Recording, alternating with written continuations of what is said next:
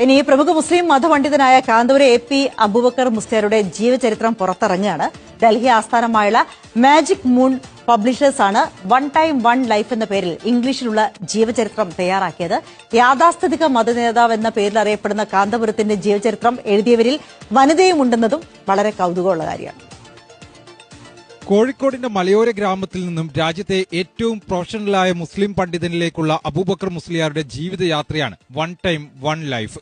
ഈ ജീവിതം കേരളത്തിനും രാജ്യത്തിനും പുറത്തുള്ള വായനക്കാർക്ക് പരിചയപ്പെടുത്തുകയാണ് പുസ്തകത്തിന്റെ ലക്ഷ്യം. പൊതുസമൂഹത്തിനു കൂടി അദ്ദേഹത്തിന്റെ ജീവിത സാഹചര്യങ്ങളും എങ്ങനെയാണ് അദ്ദേഹം വളർന്നു വന്നതെന്നും അദ്ദേഹം എങ്ങനെയാണ് ഒരു സമൂഹത്തെ മാറ്റിയെടുത്തത്, വിശിഷ്യ വിദ്യാഭ്യാസ പ്രവർത്തനങ്ങളിലൂടെ, ചാരിറ്റി പ്രവർത്തനങ്ങളിലൂടെ, ആരോഗ്യ പ്രവർത്തനങ്ങളിലൂടെ അദ്ദേഹം മാറ്റിയെടുത്തത് എങ്ങനെ എന്നതിനെ പ്രതിപാദിക്കുന്ന ഒരു ഗ്രന്ഥമാണ്.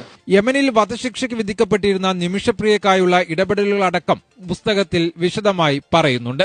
15 അധ്യായങ്ങളിലായി 300 പേജുകളിലായാണ് ജീവചരിത്രം.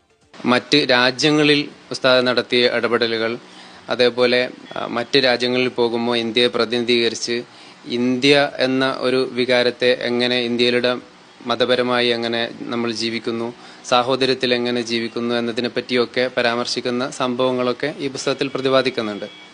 ഡൽഹി ബെന്നറ്റ് സർവകലാശാല അധ്യാപകനായ NP അഹമ്മദ് ജുനൈദ്, കാലിക്കറ്റ് സർവകലാശാല ഗവേഷക ആദില ഹുസൈൻ, മാധ്യമപ്രവർത്തകനും ഗവേഷകനുമായ യാസർ അറഫാത്ത്, മുംബൈയിലെ പിരമൽ ഫൗണ്ടേഷനിലെ സീനിയർ പ്രോഗ്രാം ലീഡറായിരുന്ന MK ഷബീർ എന്നിവരാണ് രചയിതാക്കൾ. UAE യിലെ പ്രമുഖ വ്യവസായിയും സാമൂഹ്യ പ്രവർത്തകനുമായ സലാം കോലിക്കലാണ് മുഖ്യ രചയിതാവ്.